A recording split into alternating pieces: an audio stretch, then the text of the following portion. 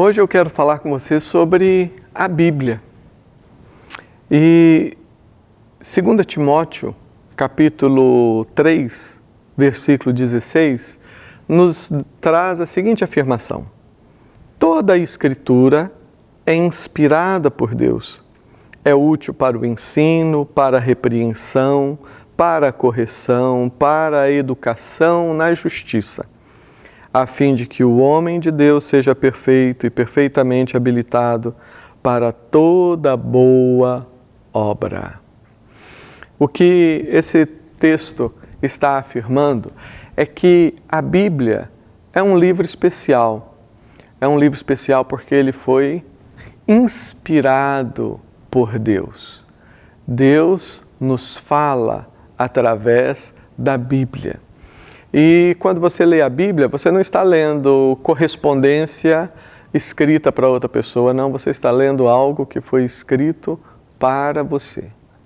Deus, Ele conhece as suas necessidades, Ele sabe quem você é. Ele sabe aquilo que te alegra e Ele sabe as coisas que te aborrecem. Quantas coisas nos aborrecem, hein? Às vezes, relacionamento com as pessoas é tão complicado, tão difícil. Família, quanta dor de cabeça às vezes nós temos por questões de família. Porque nós somos perfeitos, mas os outros não são. Você sabe que, na verdade, todos nós somos tão cheios de manias, tão cheios de falhas. E é complicado. Quantas dificuldades, hein? Na área de financeiro, nem vamos falar nisso, mas quantas coisas fazem com que a nossa vida vá se tornando difícil. E não é apenas a escassez que traz angústias, às vezes a abundância. Pessoas que, humanamente falando, têm tudo, moram num paraíso, né? Moramos aqui em Miami, que paraíso! A gente anda, caminha e vê praias e tantas coisas lindas.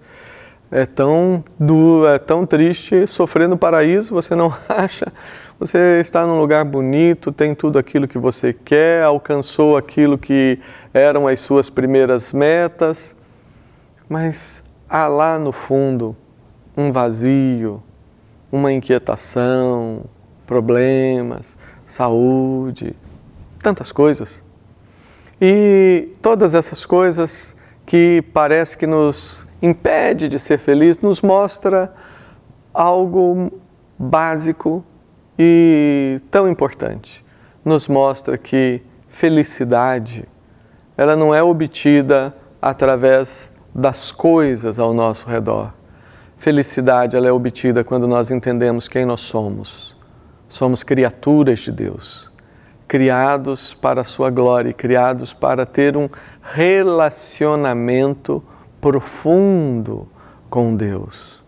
Quanto mais nós nos aproximamos de Deus e nos aproximamos, como eu já disse, não baseado nos créditos, né? Algumas pessoas fazem algumas coisas que ela entende que isso é uma coisa boa, aí ela já acha que merece alguma coisa.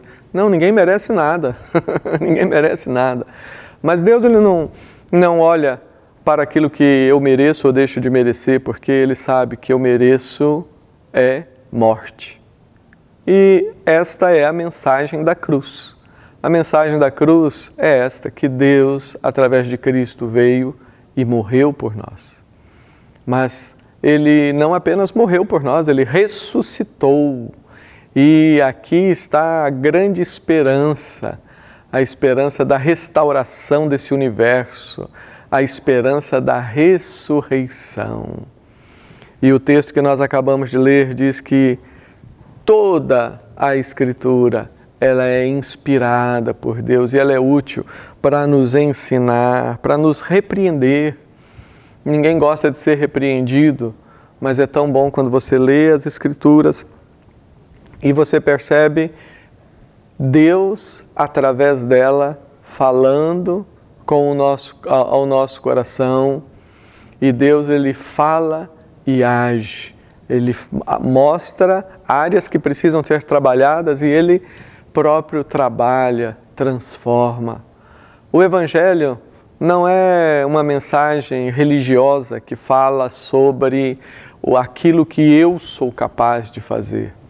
Não, o verdadeiro Evangelho, ele mostra primeiramente a nossa total incapacidade de fazer as coisas e nos mostra como que Deus e só Deus pode e deseja transformar a nossa vida. A Bíblia, que livro maravilhoso!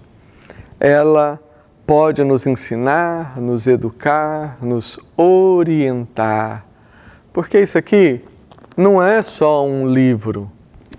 Isso aqui é uma ferramenta que Deus usa para falar aos nossos corações.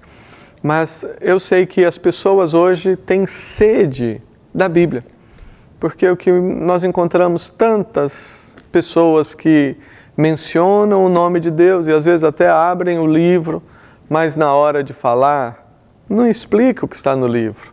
Fala aquilo que está na própria cabeça. E como eu já disse, aquilo que está na minha cabeça, na cabeça de quem quer que seja, não muda, nem transforma, nem ajuda quem quer que seja. O que muda, o que transforma, o que coloca um sorriso no nosso rosto, não são pensamentos humanos, mas é aquilo que está na mente perfeita e no coração de Deus, o Criador. O Criador que ama você e que está chamando você para conhecê-lo melhor, porque Ele conhece a sua vida, sabe que tem muita coisa que não é fácil e Ele quer abraçar você e auxiliar você a superar cada uma destas dificuldades. Pense nisso. Tenha um dia abençoado. Vamos abrir o texto de Atos capítulo 2, dando sequência a esta série que começamos ontem. Versículos 42 a 47. Atos 2, versículos 42 a 47. Diz assim o texto das Escrituras: E perseveravam na doutrina dos apóstolos, e na comunhão, e no partir do pão, e nas orações. Em cada alma havia temor, e muitos sinais e prodígios eram feitos por intermédio dos apóstolos. Todos os que creram estavam juntos e tinham tudo em comum. Vendiam as suas propriedades e bens, distribuindo o produto entre todos, à medida que alguém tinha necessidade. Diariamente perseveravam unânimes no templo, partiam pão de casa em casa, tomavam as suas refeições com alegria e singeleza de coração, louvando a Deus e contando com a simpatia de todo o povo. Enquanto isso, acrescentava-lhes o Senhor, dia a dia, os que iam sendo salvos. Amém. Nós estamos estudando aqui esses quatro dias sobre as dinâmicas de avivamento na Bíblia. Ontem nós tratamos sobre um assunto muito fundamental, que lança os alicerces para atividades novas espirituais na nossa vida. Foi a satisfação das necessidades humanas de cada um de nós. Quais foram os 4 verbos que tratamos ontem, os que estavam aqui? Verbo ser, ter, existir e vimos que o desejo de Deus não é que Ele fique remediando o fracasso espiritual nosso. O desejo de Deus é que a gente desenvolva em maturidade um nível espiritual na nossa vida que seja considerável saudável. Saudável, porque o avivamento é uma necessidade quando nos encontramos estacionados. Quando perdemos o foco do movimento e nos dedicamos ao monumento. Quando a nossa ênfase já não está mais na tarefa maior da igreja, que é fazer discípulos, que é continuar o que Jesus começou, mas em manutenção das estruturas que nós mesmos criamos. Então Deus tem que voltar. Ou então quando o pecado é grande demais no nosso meio. E aí Deus vem e tem que dar uma chacoalhada na gente. Mas o propósito de Deus é que a gente seja crente saudável. Crente saudável não precisa de reavivamento porque está andando no óleo já. Não é uma maravilha? Eu quero ser um crente saudável. Você não quer ser, não? É. Agora, como o tema é avivamento, existem muitos tipos de avivamento. Na Bíblia, existe avivamento individual, que é o que a gente tem que buscar dia após dia. Vida com Deus, intimidade com Deus, altar da presença de Deus, ser renovado a cada instante, fé em fé, glória em glória. Existem avivamentos na Bíblia, que são avivamentos congregacionais, e na história também, existem avivamentos que são avivamentos regionais ou nacionais, como era o caso do livro de Juízes, como os avivamentos ou eram regionais, na tribo em si, ou aqui e acolá você tinha o nacional, e existem casos de reavivamento internacional, onde o país inteiro, mas também a região é afetada. Na história da igreja só tem 9 casos desses, onde áreas inteiras foram afetadas. Um dos últimos avivamentos foi o avivamento pentecostal, que começou no final do século passado e afetou o mundo inteiro. Antes dele tiveram o primeiro e o segundo avivamento nos Estados Unidos, a reforma protestante, o reavivamento monástico com as ordens monásticas católicas, o reavivamento do quinto século com Santo Agostinho e todo o norte da África, o próprio surgimento do cristianismo, algumas coisas, o reavivamento dos 4 grandes movimentos evangélicos do século XVIII, o pietismo, o metodismo, o puritanismo e qual foi o outro ismo? Eu esqueci aqui, mas louvado seja Deus, que a mente está ficando ruim. Então foram 4 grandes movimentos e o moravianismo nos séculos 18 e 19. Então, não são muitos, porque esses são internacionais no seu escopo. Eles alcançam além das suas fronteiras. Hoje à noite nós vamos tratar sobre um avivamento, nos 2 primeiros aspectos. Avivamento da igreja, no qual nós nos encontramos, que por natural desinência nos alcança. Faz sentido ou não? Esse é o foco de hoje. Como é que a nossa igreja pode ser cheia do calor do Espírito? Como é que ela pode ser cheia da vida de Deus? E por consequência, eu que faço parte dela, como é que isso pode me tocar? Vamos tratar disso ou não? Vamos lá. E o texto que a gente escolheu para esta noite fala a respeito disto. Porque, na verdade, o surgimento do cristianismo em si, em Jerusalém, foi um movimento de avivamento dentro da igreja, ou dentro do judaísmo daqueles dias. A verdade, todos os primeiros capítulos de Atos não são nada mais, nada menos do que a história do primeiro avivamento. Porque cristianismo só foi reconhecido como algo à parte do judaísmo no 15º capítulo de Atos. Até o 14º capítulo de Atos, o cristianismo era visto não como uma religião à parte. Era quando criticaram os apóstolos, falaram que, olha, aqueles da seita, porque era visto como uma seita dentro do judaísmo, um movimento dentro do judaísmo. Eles continuavam adorando no templo, eles continuavam participando das festas judaicas, eles continuavam indo ao templo e as orações, como o texto nos diz. Então, especialmente os capítulos 1 a 7, apresentam as dinâmicas do avivamento, no primeiro avivamento. E o capítulo 2, versículos 42 a 47, é como um sumário, um resumo, que sintetiza tudo o que acontece ao redor. Então há um fator, uma realidade de que o que a gente vê, principalmente nos primeiros 7 capítulos de Atos, em todas as vezes que avivamento acontece na história da igreja, em igrejas locais ou em vidas individuais, os fatores que são observados ali estão, em geral, presentes nos avivamentos posteriores. Então, se a gente quer aprender quais são os pontos chaves do avivamento, a gente tem que estudar Atos capítulo 1 até o capítulo 7. Mas como isso exigiria quase um curso aqui, nós vamos nos limitar à síntese que o Espírito Santo decidiu colocar, quase como um texto,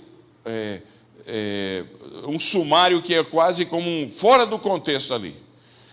Em Atos capítulo 2 a 47, ele casaria muito mais no final, para contar como viviam os cristãos, mas ele resolveu pôr ali no Atos capítulo 2, no meio de tudo que estava acontecendo.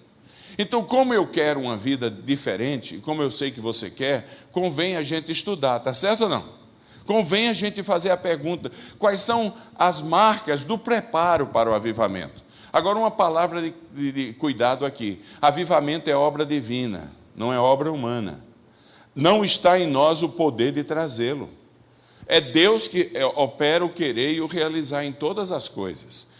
Está em nós o preparar o terreno para que a coisa aconteça. Está em nós a sensibilidade para ver como Deus tem agido no passado, quando o povo de Deus preparou o terreno para uma ação livre do Espírito de Deus. Então nós vamos estar tratando hoje aqui da preparação do terreno, na expectativa de que, por bondade divina, Ele olhe para todos nós e Ele traga na nossa vida o que é o grande anelo do cristão nascido de novo. É aquela vida em abundância que Jesus prometeu para todos nós. Então, quais são? Quando o avivamento acontece, segundo Atos, capítulo 7 primeiros capítulos, que nós vamos ficar mencionando o tempo todo, quais são esses paradigmas do avivamento? Quais são esses sintomas que apontam que algo de novo está para acontecer na igreja? Não é importante a gente tratar nisso?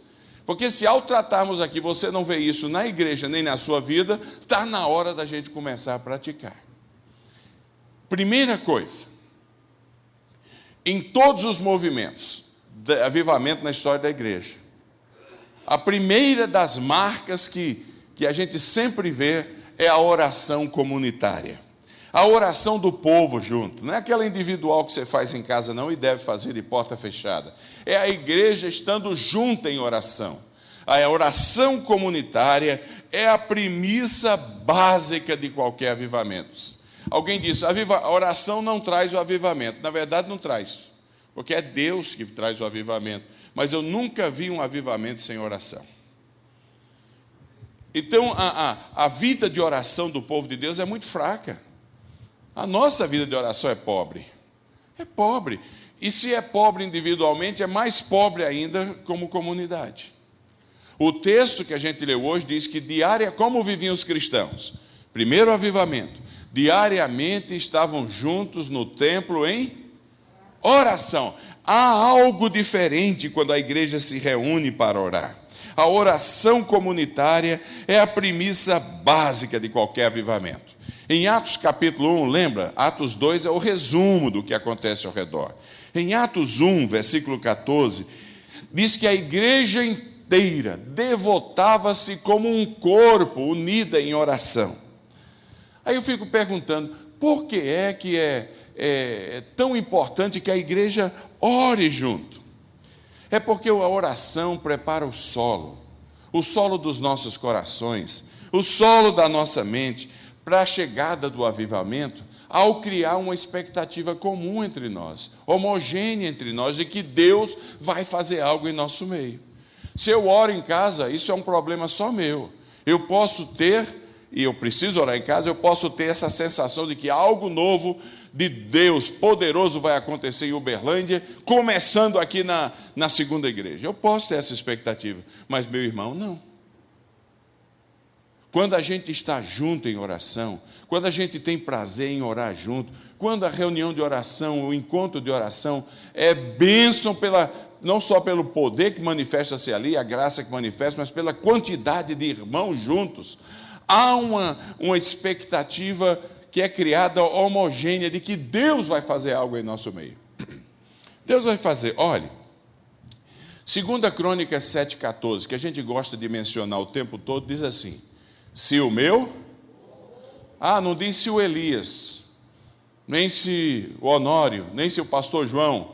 Não, o texto diz se o meu povo é coletividade.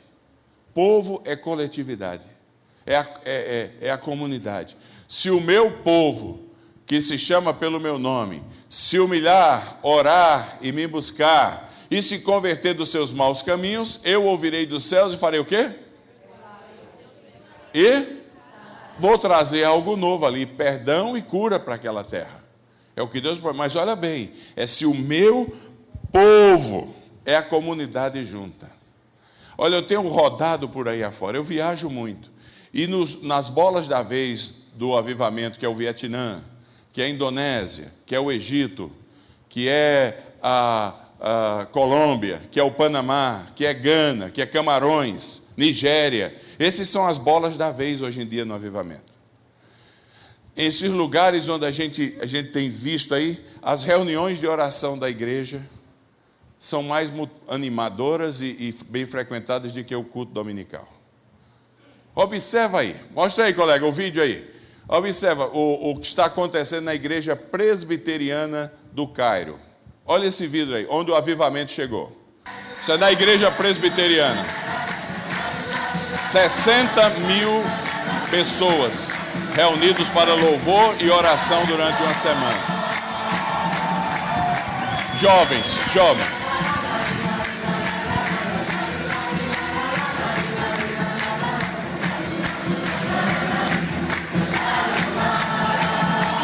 30 mil convertidos naquela semana.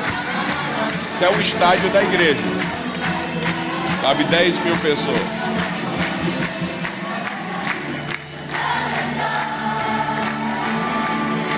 Igreja junta, ninguém segura. Cercado de mesquitas. A igreja está junto aí, caminhando. Agora, olha na igreja copta. Reunião de oração, 70 mil pessoas no meio do lixo. É uma igreja criada no meio do lixo. Foi aberta na rocha. Põe lá, colega, o outro aí. Isso é copta, hein? Copta. Igreja ortodoxa. Olha lá. Olha, foi aberta na rocha.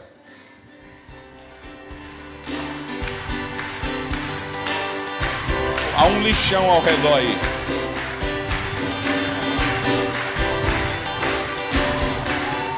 A reunião foi das 6 da noite às 6 da manhã. Eles estão dizendo: levante, aumente os seus louvores a Cristo. Levante o nome do Senhor com as suas canções. Exalte o nome do Senhor. Esse é o sacerdote Simeão. Aumente os seus louvores a Cristo. Exalte o Senhor com as suas canções. De repente, olha o que acontece. Isso é no Cairo, gente. Ao lado da citadela muçulmana que o pastor João Beatriz visitou. Olha lá o que vai acontecer. Conte aos outros que ele está vivo. A morte não tem autoridade mais. 6 da noite às 6 da manhã. E só há perdão no sangue de Jesus Cristo.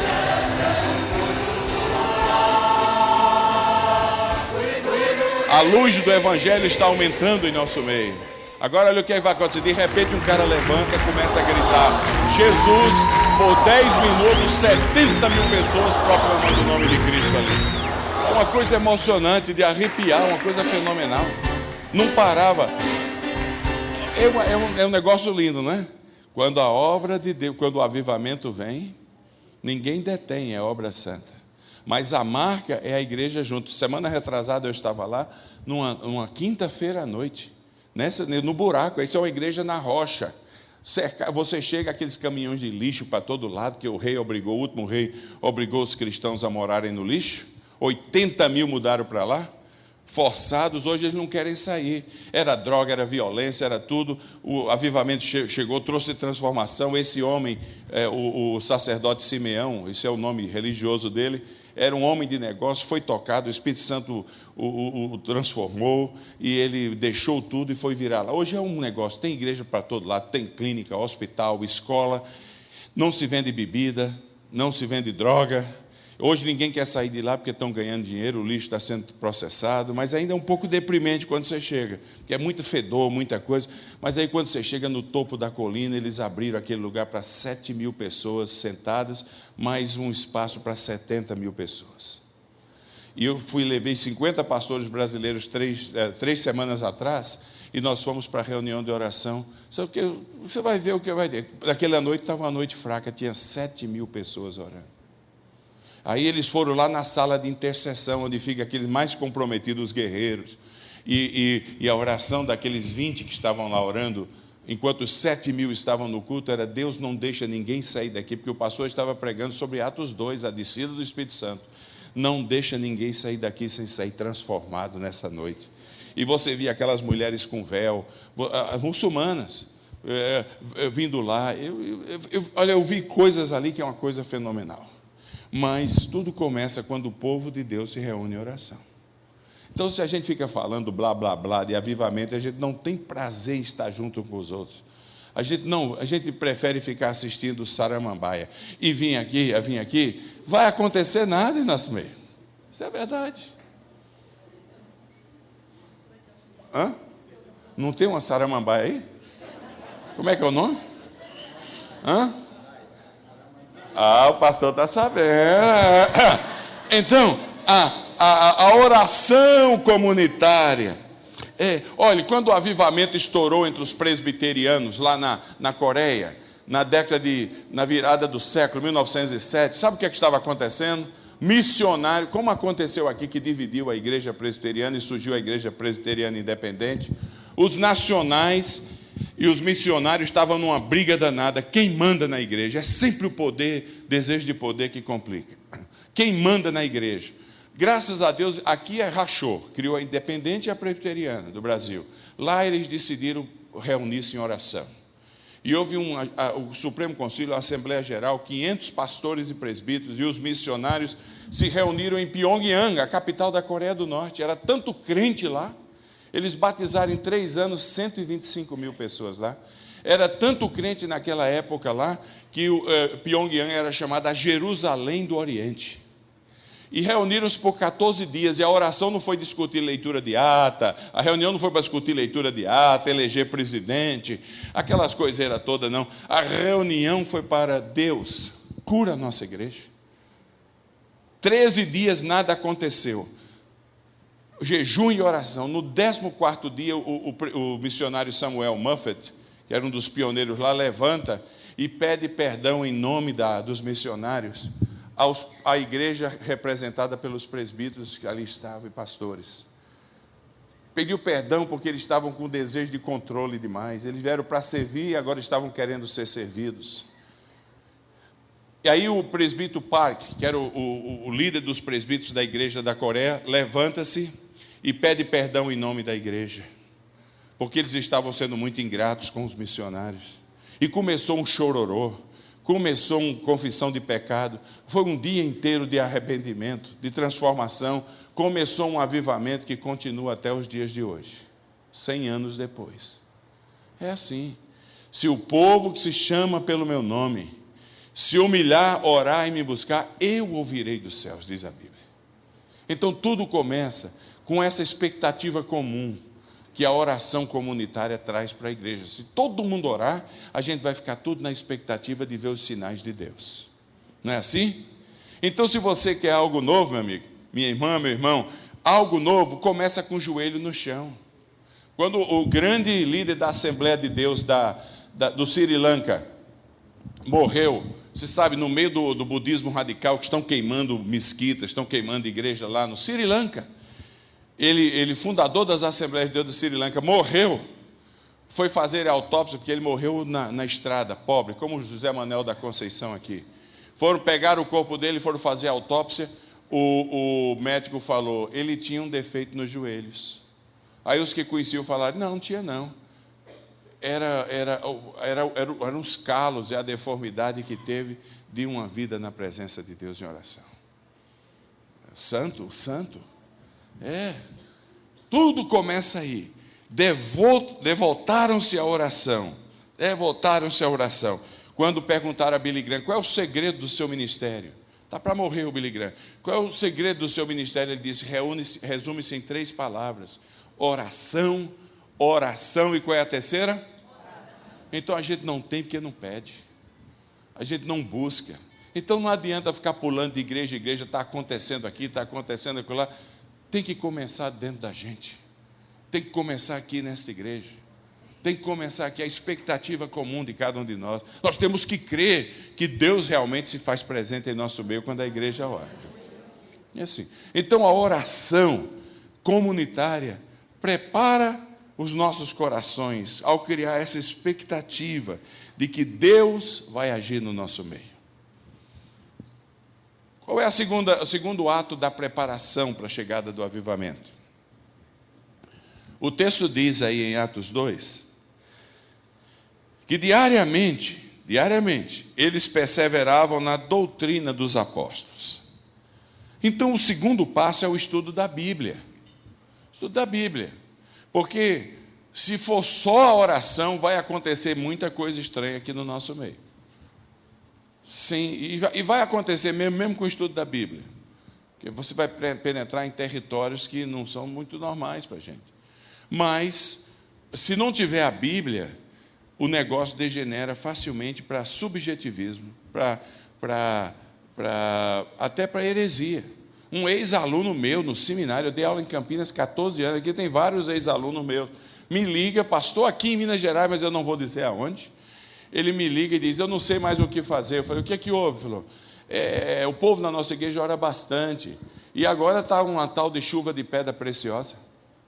Eu falei, chuva de pedra preciosa, rapaz? Ele falou, o que é que eu faço? Eu falei, bom, já prepara umas pedrinhas aí, guarda para mim que a coisa está feia comigo. Bota num saquinho e quando eu passo aí, logo que eu puder, guarda um pouquinho para mim. E segunda coisa, chama a Receita Federal, porque alguém está precisando pagar imposto aí. Terceiro, falando sério, ensine a Bíblia para o seu povo. Porque diariamente a igreja avivada mergulhava nas Escrituras, que aí essas coisas esquisitas, exageradas, do subjetivismo humano caem por terra, porque não se encaixam com as Escrituras.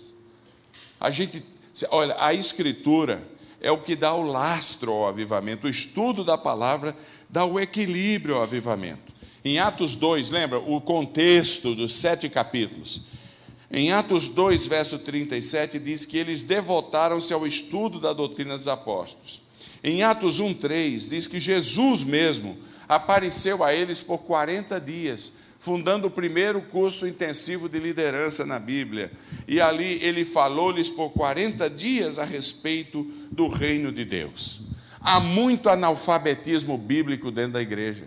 Nunca a Bíblia foi tão vendida, mas a gente é analfabeto nela, vamos falar a verdade. A gente usa a Bíblia como um amuleto, muitas vezes. Se eu andar com a Bíblia aqui, Deus vai me proteger. A gente usa a Bíblia como um antigripal, a gente põe aqui, para o vento não bater no peito. A gente usa como desodorante. Alguns agora usam a Bíblia do agente secreto, que está no iPhone. Está tudo lá. A gente usa a Bíblia de várias maneiras, mas há muito pouco guardar nas Escrituras, no coração as Escrituras. Há uma igreja aqui no Brasil que está passando por um avivamento tremendo. Chama-se Igreja Batista, Nova Igreja Batista em Manaus. Você sabe o que é uma igreja com 2.000 jovens? 2.000 jovens, Manaus. Pastor David Hatcher, homem simples. Os jovens da igreja reúnem-se no sábado por 2 horas. Eles têm 1 hora para estudo, depois ficam batendo papo, etc. Mas meia hora para oração e meia hora é uma coisa fenomenal, é divina. Você vê os jovens da igreja recitando os versículos da Bíblia. Eles fizeram um pacto, não foi a igreja que mandou, não. Eles fizeram um pacto de memorizar um versículo da Bíblia por dia. Um versículo da Bíblia. Então, na primeira meia hora da reunião deles, para que eles se sintam responsáveis e cumprir o pacto que eles fizeram, eles têm os companheiros de responsabilidade mútua, aonde um recita para o outro os versículos da Bíblia. Guardo no coração as tuas palavras para não pecar contra ti. O analfabetismo de Bíblia no nosso meio é gritante. A gente às vezes tem 10 Bíblias em casa e não tem nada no coração.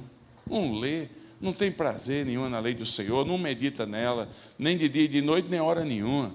É uma vergonha, e aí fica inventando coisa. Havia um seminarista do meu tempo, o nome dele era Carlos, ele não admitia ser chamado de Carlos, ele queria ser chamado de Charles. Charles. E aí ele foi pregar numa igreja do interior e tinha entrado um administrador novo no seminário. Ele não conhecia o cara ainda, ele era um enrolão de marca maior. Terminou sendo expulso do seminário. Mas ele foi pregar, ele falou, como diz o original da Bíblia em francês. Como se tivesse o original da Bíblia em francês. É em grego ou hebraico. Ele diz, Messieurs, Messieurs, porque me desamparei.